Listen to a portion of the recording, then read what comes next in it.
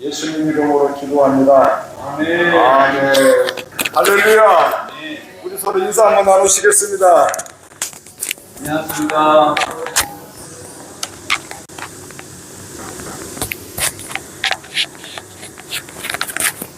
사랑합니다. 환영합니다. 축복합니다.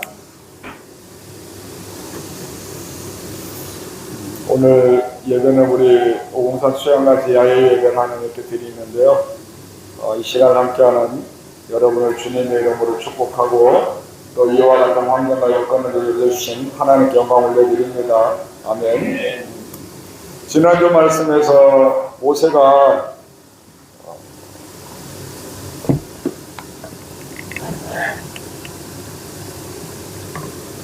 전통적으로 모세오경 즉 창세기, 출애굽기, 레위기, 민수기, 신명기에서 말씀을 기록한 저자로 인정받았던 것은 모세가 자랐던 이집트 제국의 이집트 문명의 그 왕궁의 교육이 있었기 때문이다. 그래서 하나님이 모세를 쓰셨다 그렇게 말씀을 드려드렸잖아요.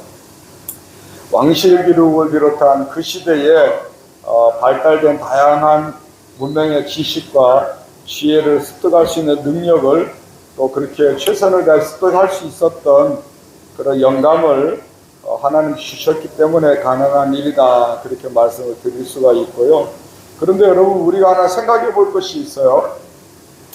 모세는 우주 만물을 창조하는 그때에 태어나지도 않았잖아요. 그죠? 또 아담과 하와가 창조될 때에 곁에 있었어요? 없었어요? 없었죠. 아브라함에게 하나님이 찾아오셔서 야 아브라함아 너 여기를 떠나서 하라르칸 내가 너에게 약속한 땅으로 갈래? 말씀할 때 그 곁에 대화할 때 옆에 있었어요? 없었어요? 없었어요. 아브라함의 아들 이삭이 태어날 때 옆에 보고 있었어요? 없었어요? 없었어요. 아브라함의 자식들 12명이 태어나고 이스라엘에서 자라다가 결국은 기근이 들어서 애굽으로 내려가는 그때에도 역시 모세는 없었죠. 그런데 그럼에도 불구하고 모세가 기록한 창세기서 말씀을 보면 모든 사건의 곁에서 직접 보고 직접 들은 것을 기록하는 것처럼 인간의 감정이나 대화하는 것, 장면, 사건들을 자세하게 기록하고 있잖아요. 그래요 안 그래요?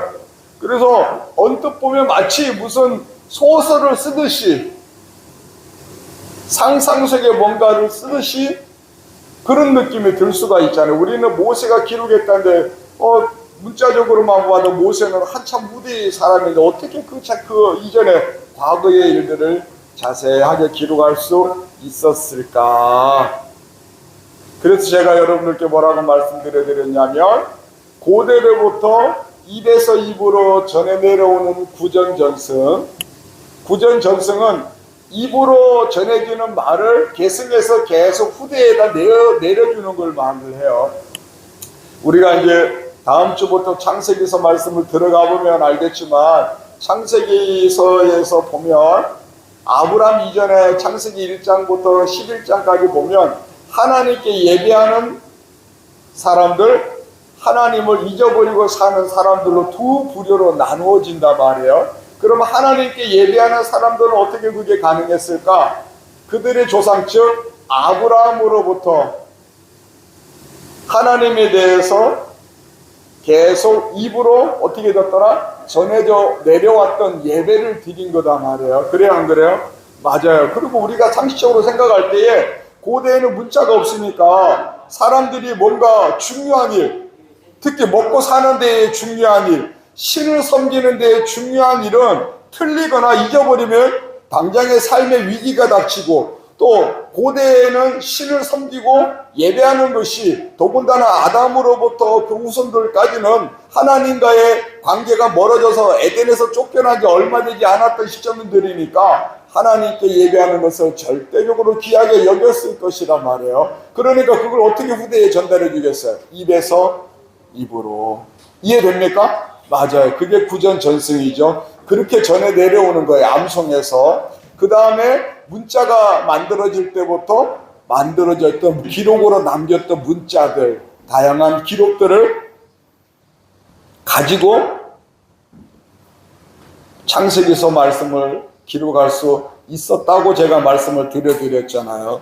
그래서 이런 면을 보면, 어떻게 보면 출애굽기서 말씀은 모세가 태어난 시점 이후부터 기록이 되어지는가 그렇다고 치고, 어떤 면에서 창세기 말씀을 기록한 저자가 모세라고 할 때에는 어떤 의미가 있냐면, 모세가 후전전승으로 내려오는 것들, 그 다음에 고대로부터 남겨져서 내려왔던 그 기록들을 모으고, 또 성령님의 감동을 따라 하나님이신 그 말씀들을 모아서 어떻게 보면 기록의 정리자, 기록의 편집자 역할을 모세가 한 것이라고 이해를 하시면 될 것 같아요. 이해됩니까?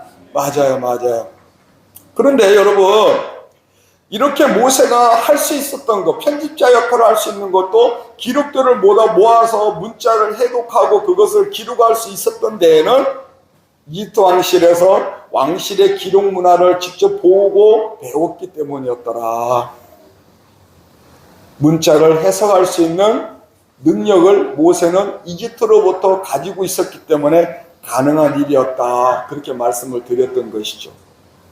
여러분, 여기에서 우리가 가장 알아야 되고, 저와 여러분들에게 친구도 해당되어지는 가장 중요한 것이 있는데, 그게 뭐냐면, 따라서 한번 해보실까요? 하나님의 예비하심. 예비. 미리 준비해 주는 것.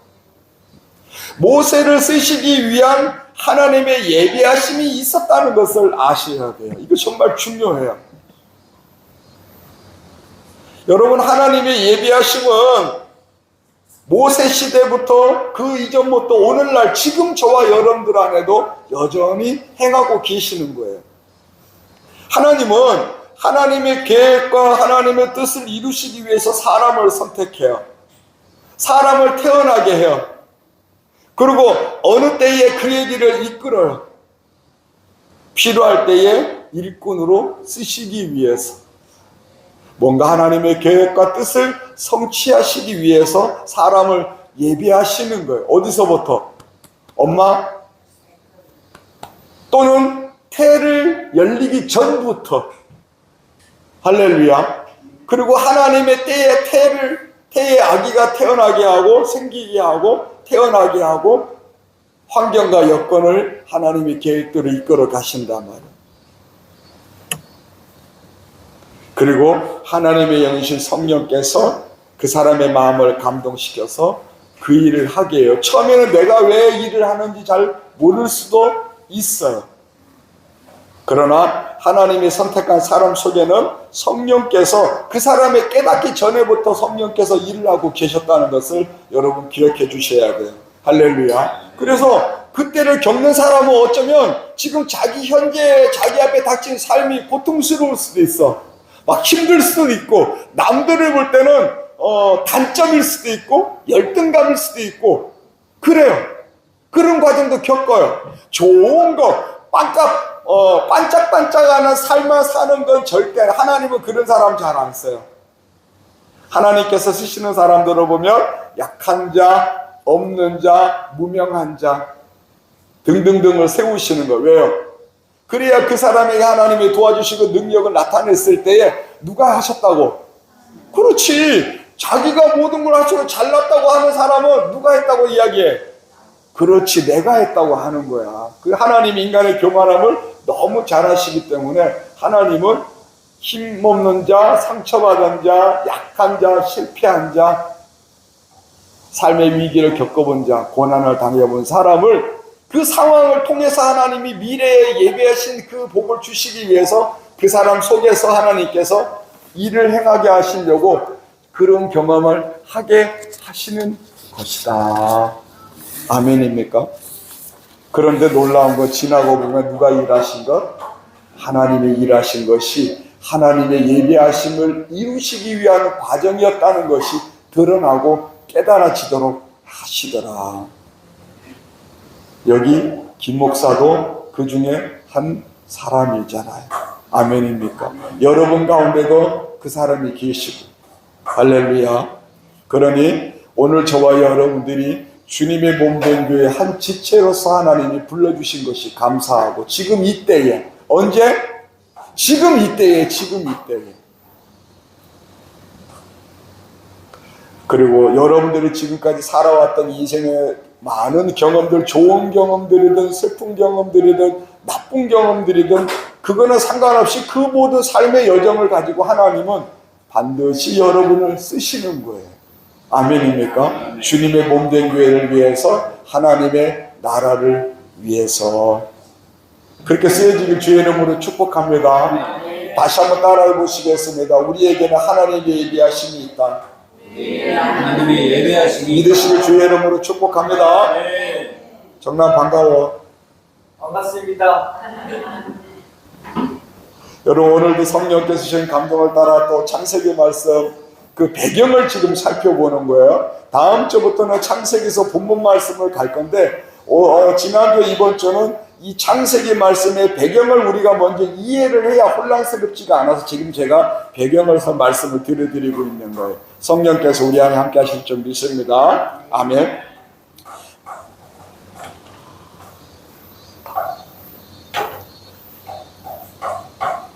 모세오경의 저자가 모세라고 할 때에 기록된 글자 하나하나가 모두가 모세가 직접 쓴 것이라고 말하는 게 아니에요.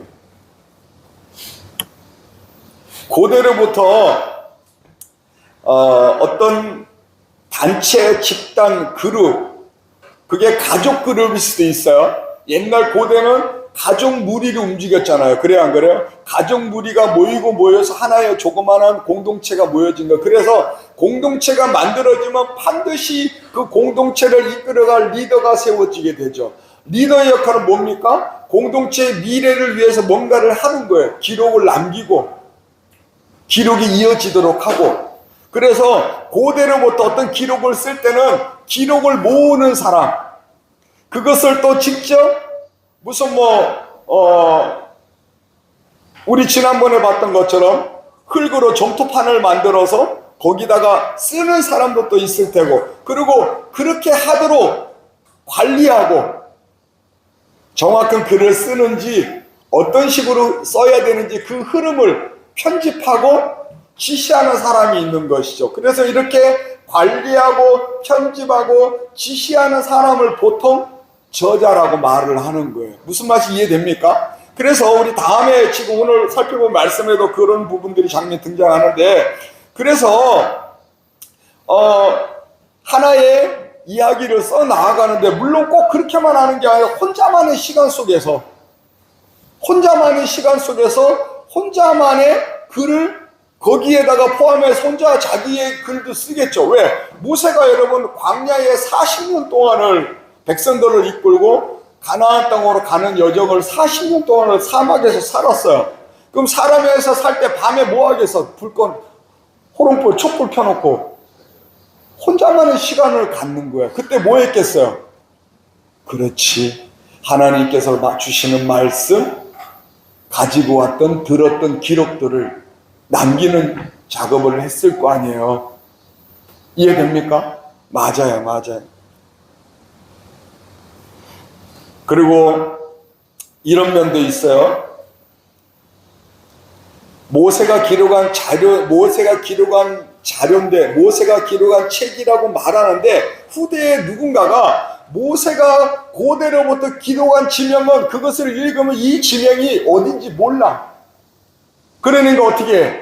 그 시대에, 그 현대에, 후대에 누군가가 그 시대 사람들이 읽었을 때 이해할 수 있도록 지명을 바꿔서 기록하는 흔적도 보여요.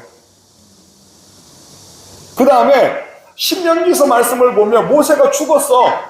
그런데 분명히 모세가 죽으면 모세가 쓰는 글이 멈춰야 되잖아요. 그런데 신명기서 마지막을 보면 모세가 죽고 난데, 우리 처음에 지난주에 봤을 때 모세가 하나님의 명령을 따라 오경을 쓰는 일을 다 마쳤다고 했잖아요. 그건 모세가 쓴 거야, 거기까지는. 근데 그 다음에 32장 3장을 보면 모세가 뭐하고 모세가 없는데, 모세가 한 일들을 기록한 거 누가 기록한 것이냐? 후대의 누군가가 모세가 죽고 난 다음에 가나안 땅 들어가기 전까지의 여정을 코멘트를 남기듯이 덧붙인 거라고 보통 이해를 하시면 돼요. 무슨 말씀 이해됩니까? 이 흐름이. 그리고 또 이런 경우들도 있어요.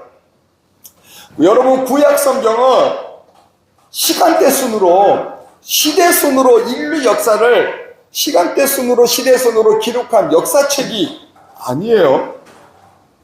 세상에 여러분 학교 다닐 때 배우는 거 두 가지, 세계사 배우고, 그 다음에 우리나라 한국사 배우잖아, 한국사. 세계사도 뭐 고대, 뭐 근대 이런 식으로 뭐 중세, 고대 뭐 중세 뭐 근대 이런 식으로 나눠서 배우잖아요. 그런 식으로 세계 역사는 시대 순으로 발전되어져 간 시대 순으로 기록을 하지만 성경은 그런 관점에서 기록한 게 아니에요. 왕궁의 왕들이 역사를 기록하는 사기 이런 것처럼 기록한 책이 아니라고요. 그랬더라면 너무 방대해서 기록할 수가 없지. 그래서 때로는 시간대에 상관없이, 시간대 순 상관없이 과거에 일어났던 일이 나중에 있기도 하고 순서가 바뀌어 있는 경우도 종종 있어요. 또 비슷해 보이거나 같은 사건 같은데 또 기록되는 것도 있어요. 그거는 반복해서 기록하는 거예요.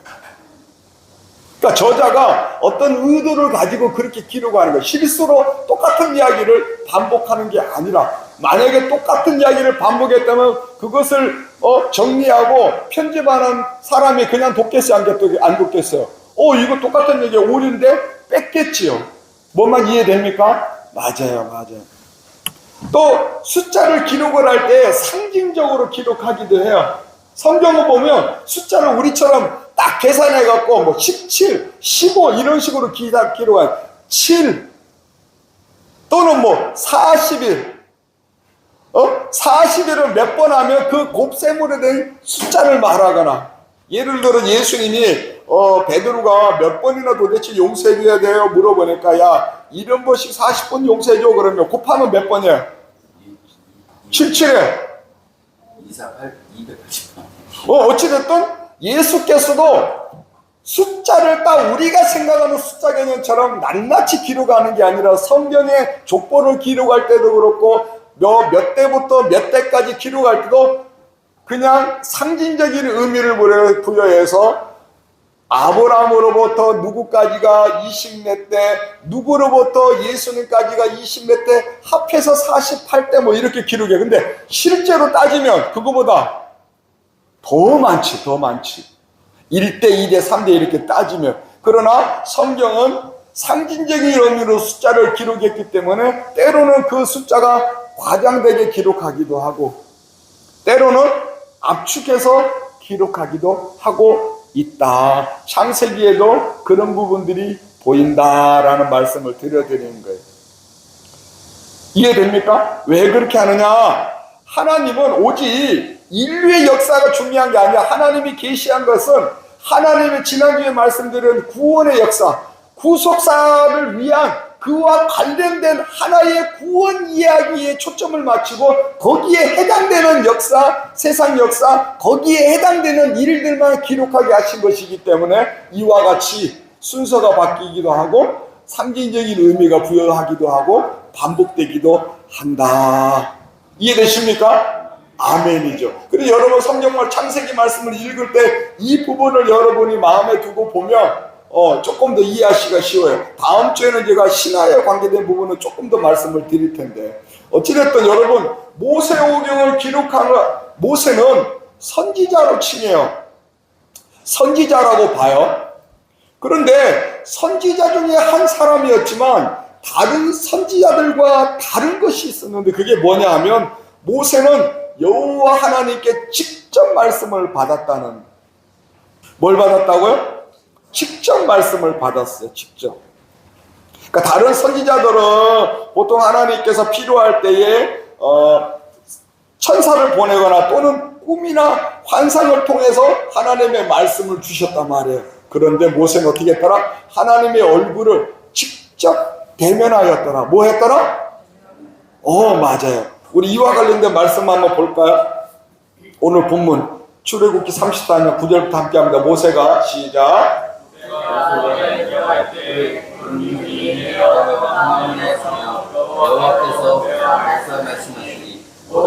백성이 회막문에 구름기둥이 서는 것을 보고 다 일어나 각기 장막문에 서서 예배하며 사람이 자기의 친구와 이야기하는 같이 여호와께서는 모세와 대면하여 말씀하시며 모세는 진으로 돌아오나 유리아를 잡는 수종자 여호수아는 당하게 떠나지 아니하리라. 아멘.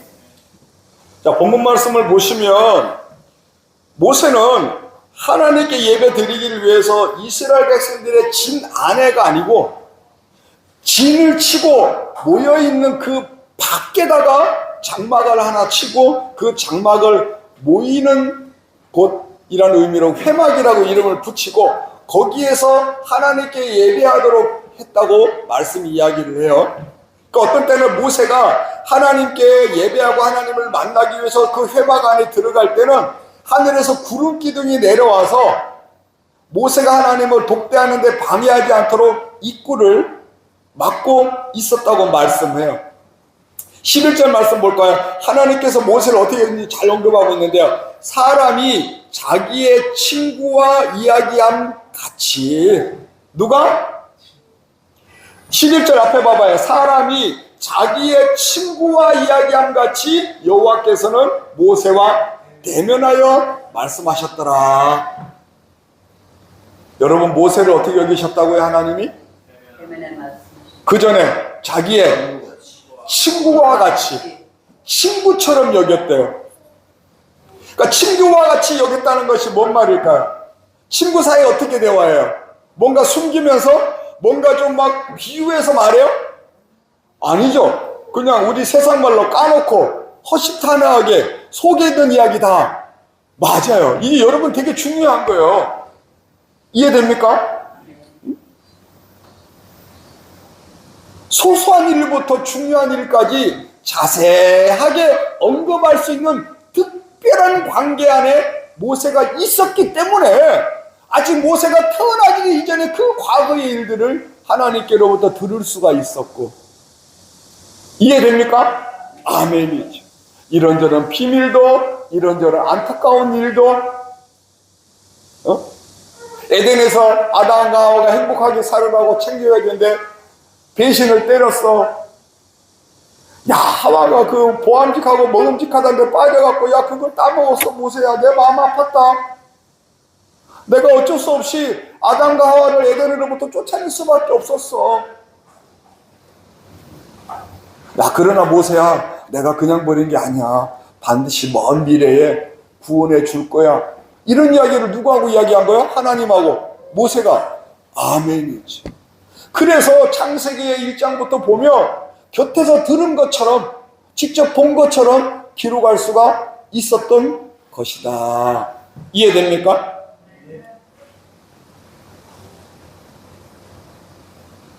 이러한 친구와 같은 관계가 있었기 때문에 하나님께 이런 과거의 일들을 계시받을 수가 있었다. 다시 한번 따라해 볼게요. 특별한 관계.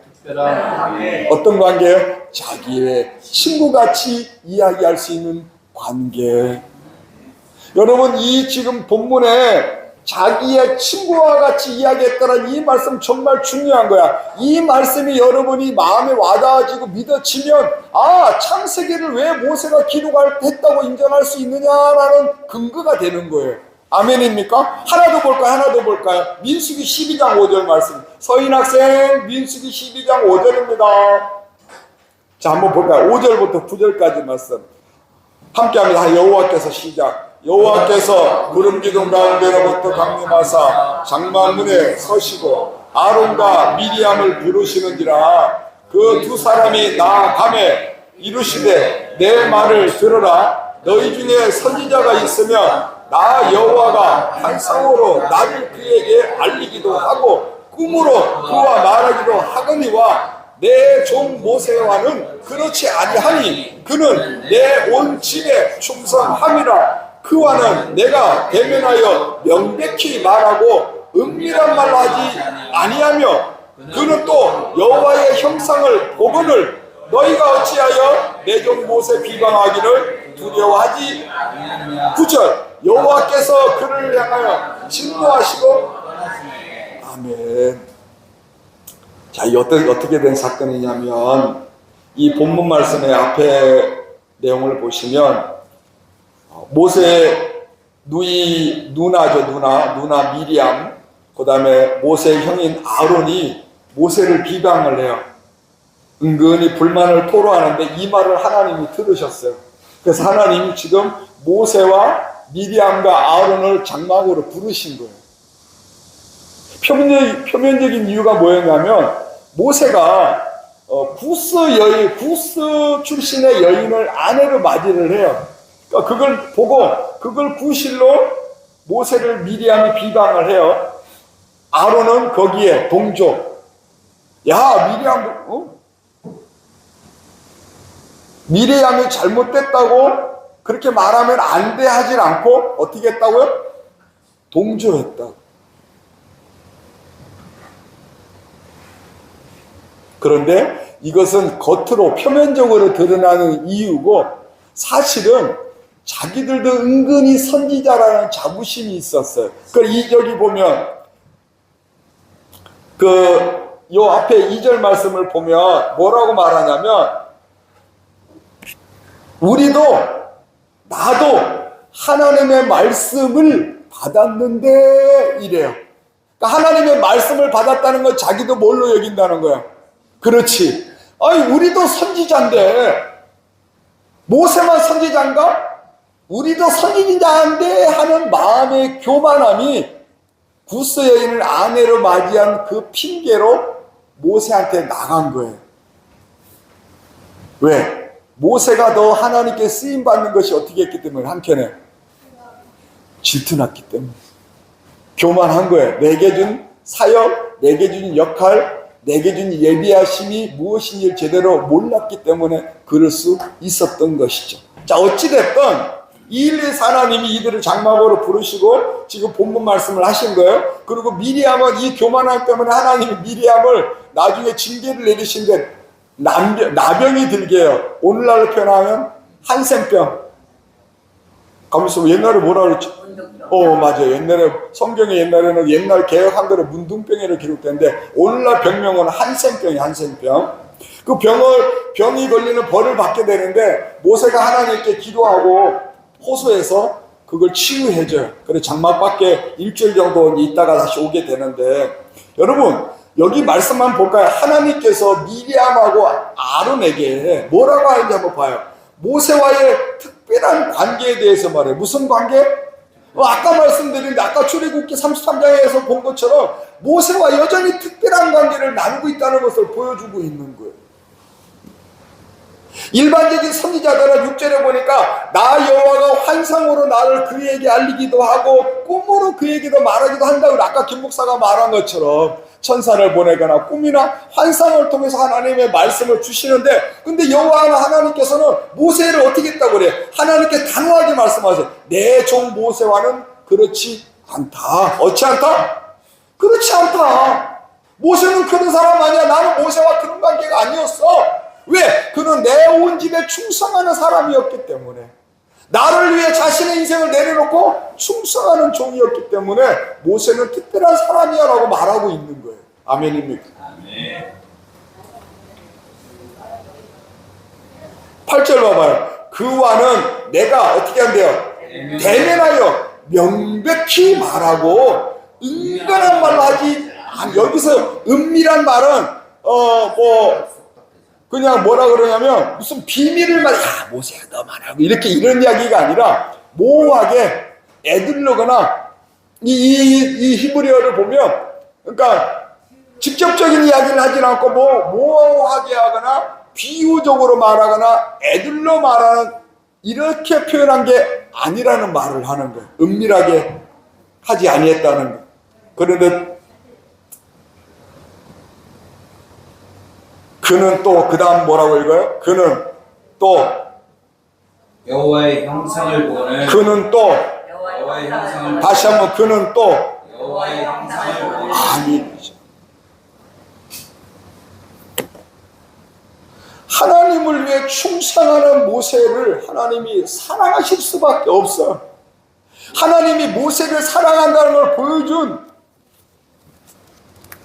하나님의 마음을 야 모세야 내가 너 사랑해 하고 하나님의 마음을 모세에게 드러내 주시기 위해서 하나님이 행하신 것은 뭐냐면 우주 만물을 창조하신 하나님인데 모세를 직접 찾아와 주시고 직접 만나 주시고 하나님의 형상을 직접 모세에게 보여주셨대요. 이것을 오늘날 우리에게 표현한다면 저와 여러분들의 삶 속에 하나님, 이거는 정말 하나님이 나를 일하신 거야. 이거는 나는 아무것도 이거 할 수가 없어. 오직 하나님만이 나를 왜 이렇게 일하신 것 같아 하고 내 마음에 올 때에 그때 하나님이 하나님의 형상을 우리에게 보여주신 것이라고요. 시대가 바뀌어서 직접 하나님을 보여 우리는 죽으니까 성령님을 통해서 하나님을 직접 대면하는 것 같은 감동을 주시는 거예요. 나도 모르게 하나님이 사랑이 느껴지니까 눈물 찔끔 콧물 찔끔 나오는 거예요. 나도 모르게 그 은혜가 감사하며 주여 감사합니다 고백이 나오는 것이라. 이 축복이 여러분 거 되길 주의 이름으로 축복합니다. 아멘입니까? 여러분 우리 생각을 해봐요. 저와 여러분들이 하나님을 직접 대면한다면 얼마나 좋겠어요. 하나님의 형상을 본다는 건 하나님의 실체적인 모습, 하나님의 본체를 직접 모세가 봤다는 이야기를 하는 거예요. 여러분 생각을 해봐요. 하나님은 창조주 하나님이시고 전능한 하신 하나님이시고 완전한 거룩의 하나님이세요. 그런데 그 완전한 거룩이신 하나님의 영광을 직접 볼 수가 없어요. 왜? 인간은 뭐가 있기 때문에? 죄가 있기 때문에. 근데 지금 모세는 어떻게 했대? 아멘. 그러니까 지금 모세 안에는 뭐가 없다는 거야? 그렇죠.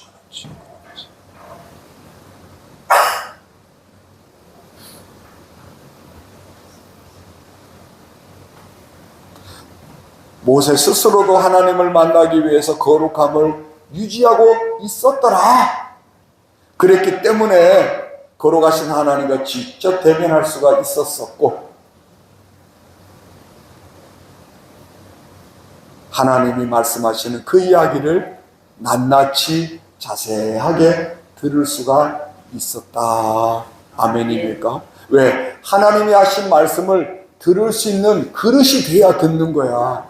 할렐루야. 여러분 주의 종이 제일 걱정하는 게 뭐냐면 목사가 마음에 성령 주신 감동을 따라 말씀을 선포할 때에 예배 안에 있는 여러분들이 그 말씀을 받아먹을 수 있는 그릇이 됐으면 좋겠어요.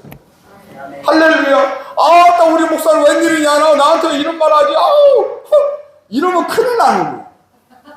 할렐루야. 장로님 그래요 안 그래요? 아멘이죠. 아멘이죠.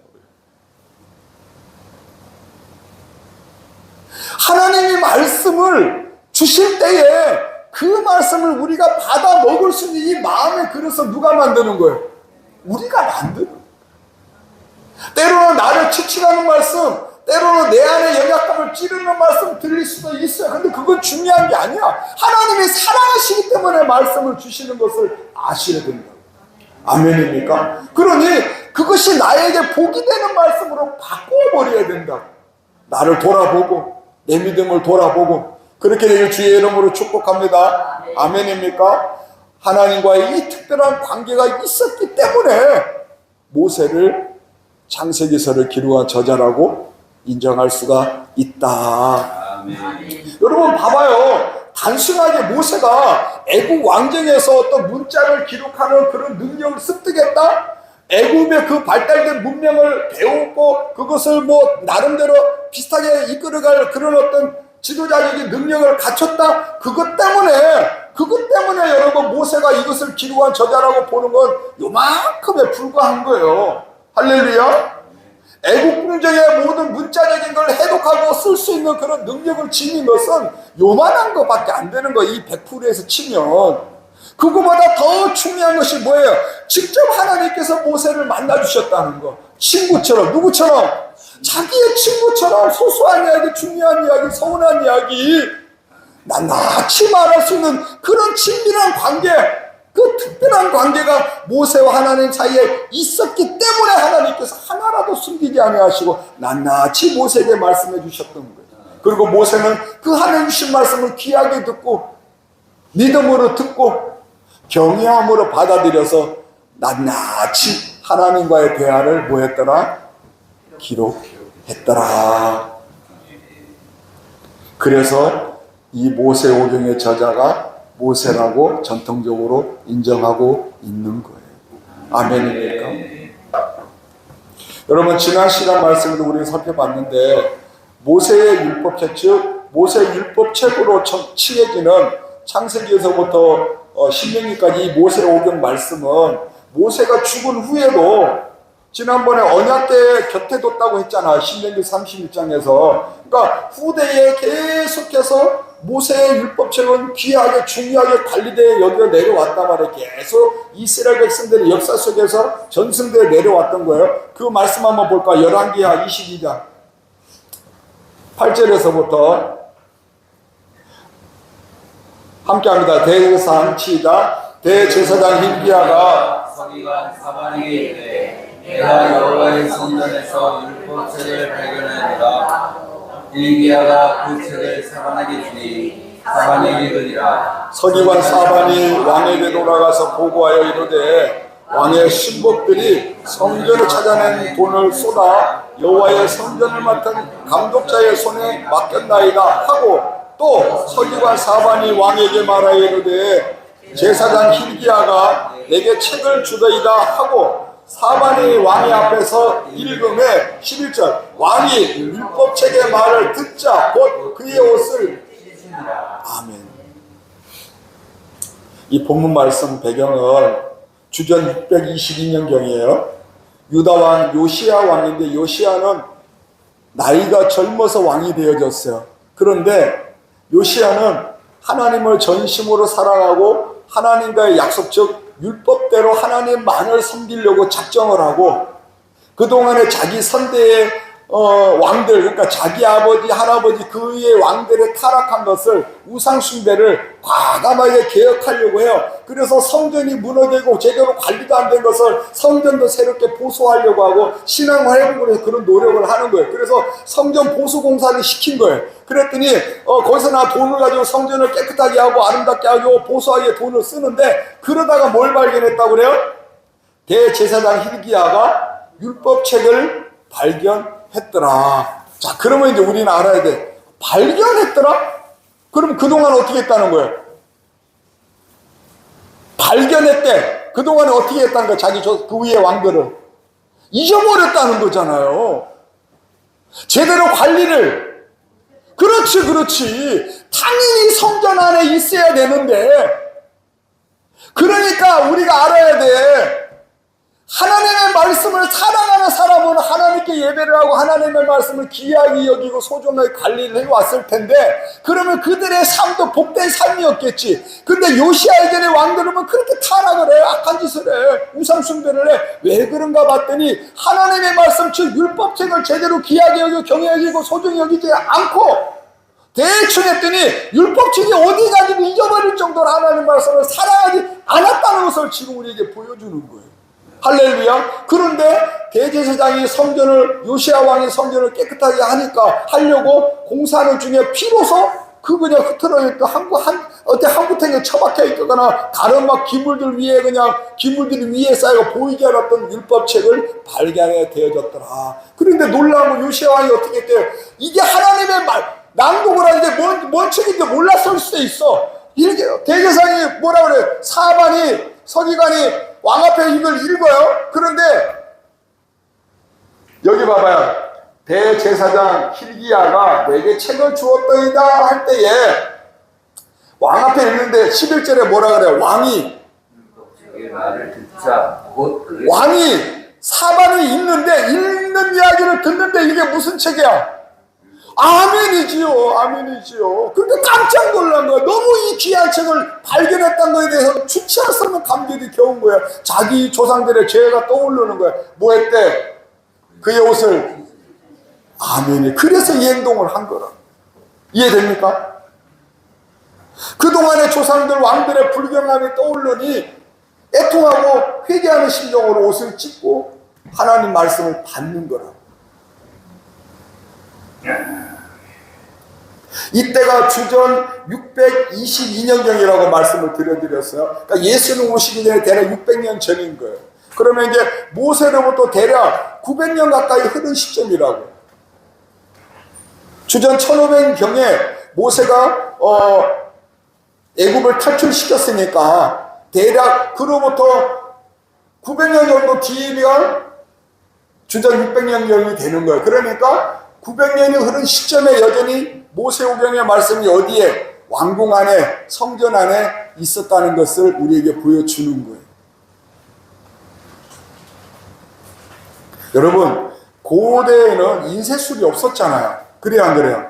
그러니까 고대에는 점토판도 마찬가지예요. 제가 다음 시간에 이야기를 할게요. 고대에는 점토판을 기록할 때 쐐기문자도 이게 금방 흙으로 진흙으로 만들었으니 조금 지나면 깨지거나 없어질 수 있으니까, 그러니까 이 점토판을 관리하는, 주로 지금 여기는 서기관이라고 보통 이야기하는데, 서기는 글을 쓰고 관리하는 사람을 말하는 거예요. 그러니까 서기관들은 뭘 했냐면 주구장창 뭐해? 똑같은 거를.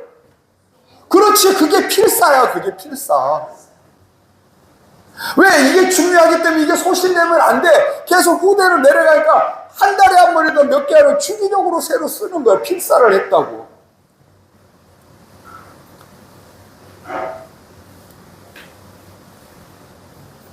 그래서 유대 전통에 보면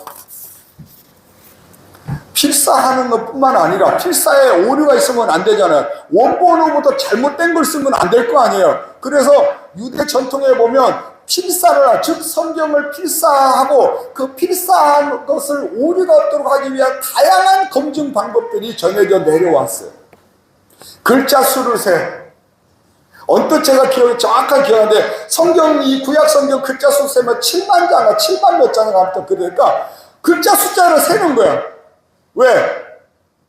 원본과 숫자가 틀리면 그러면 그거 무조건 버리는 거야. 그리고 뭐해? 다시 필사하는 거야. 그리고 중간에 필사는 양피지를 가지고 두루마기를 만들어 가니까, 두루마기를 만들어도 처음부터 10m짜리 만들 수 있어요, 없어요? 없지. 그러니까 요만큼 하나 이렇게 만드는단 말이에요. 그러면 하나를 두 개를 똑같이 펴. 같은 면을. 그리고 여기 보면 검증 방법도 있었던, 그럼 요쪽 첫 번째도 뭐가 나와야 돼? 검증 방법도 있었던. 뭐만 이해됩니까? 페이지와 필사와 필사 전에 페이지를 펴놓고 맞춰보는 거야. 같은 줄에 같은 줄이 나오는지. 제일 끝에 같은 글자로 끝나는지. 만약 같은 글자로 끝나지 않으면 뭐가 들어간 거야? 뭐가 빠진 거야. 그럼 얘는 어떻게 한다고? 그렇지. 그리고 양피지와 양피지를 이을 때에도, 가죽끈으로 이을 때 이은 바늘도 어떻게? 똑같이. 김 목사의 이야기가 아니라 그렇게 하나님의 말씀을 관리하며 내려왔다고요. 이해됩니까? 아멘이지. 그리고 성경의 저자들은 그 시대에 자기만의 독창적인 뭔가를 기록한 게 아니라 다양한 그 시대의 기록들을 인용하고 있다는 것을 공공연하게 밝혀요. 그래서 여러 기록들을 참고해서 자기에게 주어진 저자의 역할을 하나님 신 말씀과 더불어서 기록하고 근거를 남기기도 해요.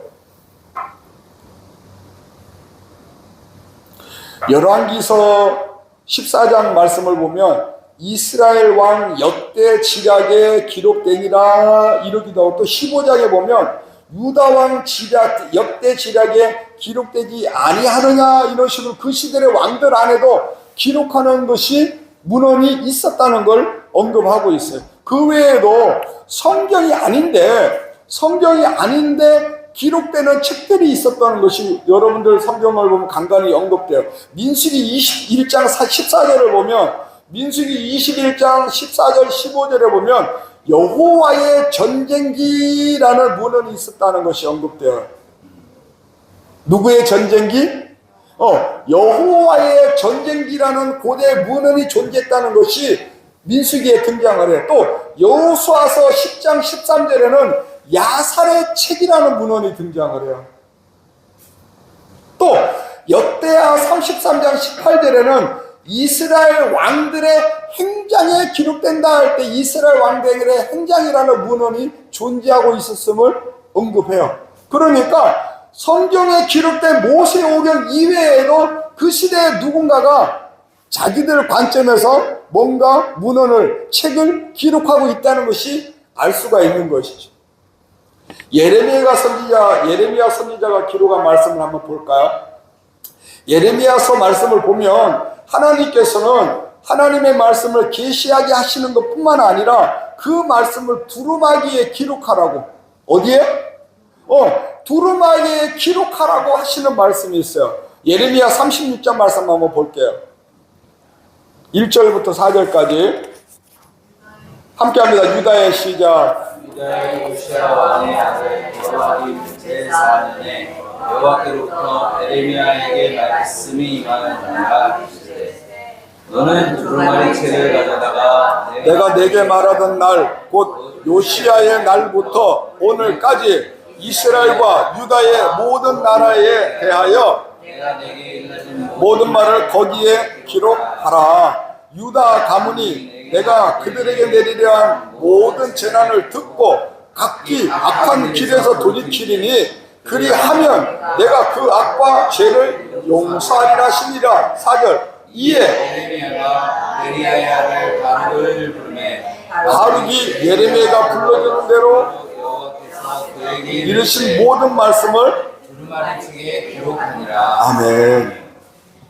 자, 아까 요시야 왕이 주전 622년경에 하나님의 말씀을 발견했다고 그랬잖아요. 지금 이 본문 말씀은 주전 605년경인 거예요. 그러니까 10몇 년 지난 후대인 거, 후대. 그런데 요시야 왕 이후에 여기 여호야김까지 오는 그 짧은 아버지 요시야가 아들에게까지 왕권을 물려줬는데 그 짧은 10몇 년 기간에 그 세를 못 참고 아들이 어떻게 한 거예요? 타락한 거야. 뭐 했다고요? 아버지가 하나님의 말씀을 발견하고 얼마나 그 말씀대로 이스라엘 백성들을 살려고 신앙 회복 운동을 일으켰어요. 그러면 저 아들 또는 그 아들부터 더 많은 왕들에게까지 내려가야 되는데 기가 막히게도 누가 요시야 왕의 아들 여호야김 제4년에 이러잖아요. 그러니까 여호야김이 왕이 된 지 몇 년에? 왕이 된 지 4년밖에 안 됐는데 하나님과의 약속을 어기고 변질되고 타락되어 있더라. 그래서 말씀을 보니까 하나님께서 여호야김과 백성들에게 회개를 촉구하시는 거예요. 회개하면 어떻게 해주신다고? 용서해 주시겠다. 그리고 하나님께서 예레미야에게 기록하게 하셔요. 자, 요 부분은 뒤에서 말씀드릴게요. 여러분, 안타까운 게 뭐냐면 이 본문 뒤의 말씀을 보면 이 여호야김 왕은 예레미야 선지자가 말씀을 기록하게끔 해서 왕에게 읽으라고 줬더니 이 하나님의 말씀, 이 두루마기를 불태워버려요. 뭐 해버렸다고요? 박경호 꼴뚜기 있어요? 불태워버렸다고. 뭐 했다고? 하나님의 말씀을 불태워버렸다니까. 회개하면 용서해줄게, 너희 회개하기만 해 하고 하나님의 권면의 두루마기를 불태워버렸다고. 그런데 하나님께서 다시 예레미야에게 두루마기를 다시 기록하게끔 해요. 아까는 회개하면 용서해준다고 하신 말씀이 있는데 이번에는 너희에게 이제 재앙을 내릴 거야. 바벨론의 나라를 꼭 집어서, 여러분 우리 역사에 알고 있는 바벨론 제국을 말하는 거예요. 바벨론을 통해 너희를 완전히 멸망시켜버릴 거야. 아까는 얘들아 돌이켜야 돼 그러고 기록하게 했는데 이번에는 어떻게 된다고? 완전히 심판을 내릴 것이라는 말씀을 다시 기록하게끔 해, 두루마기에다. 그리고 결국은 그 말씀대로 어떻게 돼요? 완전히 망하게 되어지는 거예요. 여호야김과 이로부터 대략 25년 후에 여호야김 왕과 그 다음에 그 왕위를 물려받은 시드기야 왕 때에 주전 580년경인데 완전하게 멸망되어지고 마지막 왕이는 시드기야는 바벨론 제국으로까지 포로로 잡혀가서 거기서 처참하게 비참하게 죽고 말아요. 그렇게 거기서부터 70년 동안을 이스라엘 백성들이 포로 생활을 하고 돌아오게 되는 거예요. 바벨론 제국이 페르시아 제국의 멸망을 당해. 성경에는 페르시아가 메대와 바사와 메대 이렇게 언급되어지고 페르시아 왕의 이름을 고레스 왕으로 표현되어지는데, 고레스 왕 때에 이스라엘 백성들을 이 왕이 하나님의 말씀을 받고 아무 조건 없이 다 놔주고 예루살렘으로 돌아갈 경비를 대주고 나중에는 예루살렘 무너진 성전을 보수할 수 있는 비용까지 사람들까지 보내준단 말이에요. 관리자까지. 그때 그렇게 해서 돌아오는 관리자들이 학계 선지자, 에스라 선지자, 그들이 그때 그 사람들인 거예요. 그 부분은 다음에 기회 되면 이야기를 하고. 여러분 2절 말씀을 보시면 너는 두루마기 책을 가져다가 쭉 말씀하신 뒤에 보면 내가 내게 일러준 모든 말을 거기에 기록하라 이렇게 말씀해요. 그래서 예레미야가 하나님의 말씀을 듣고 누구를 부르는가 4절에 보니까 네리야의 아들 바룩을 부르매, 이 바룩은 누구냐면 얍장을 보면 이 예레미야 선지자의 비서 역할을 하는 사람이라고 보시면 돼요. 그런데 바룩이 어떻게 했대? 예레미야가 부르니까 4절 봐봐요. 이에 예레미야가 네리야를 바룩을 부르며 바룩이 어떻게 했대? 예레미야가 불러주는 대로 여호와께서 그에게 이르신 모든 말씀을 두루마기 책에, 자, 기록한 사람은 누구야? 바룩이야. 근데 예레미야서를 우리는 누가 기록했다고 말해? 이해되십니까? 아멘.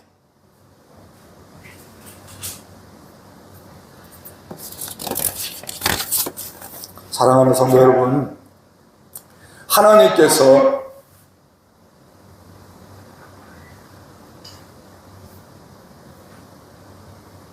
말씀을 기록하게 하시는 것은 반드시 중요한 이유가 있으심을 아셔야 돼요.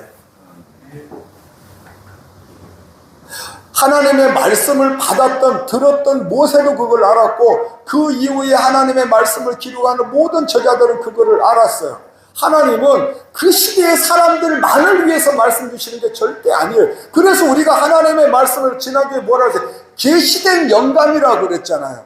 미래에 일어날 일, 미래에 바꿔야 될 일, 미래에 행해야 될 일, 그것을 알게 하시고 깨닫게 하시기 위해서 미리 열어서 보여주는 말씀이 계시된 말씀이잖아요. 아멘입니까? 그러니 하나님께서 말씀을 주실 때는 반드시 누구를 위해서? 미래의 후손을 위해 주시는 말씀이라고. 아까는 회개와 용서를 위해서 말씀 주셨는데 그것을 돌이키질 않으니까 심판을 내렸잖아요. 만약에 회개의 말씀을 들은 사람들이 그 말씀을, 하나님의 말씀을 받아들이고 돌이켰더라면 심판을 안 당했겠지.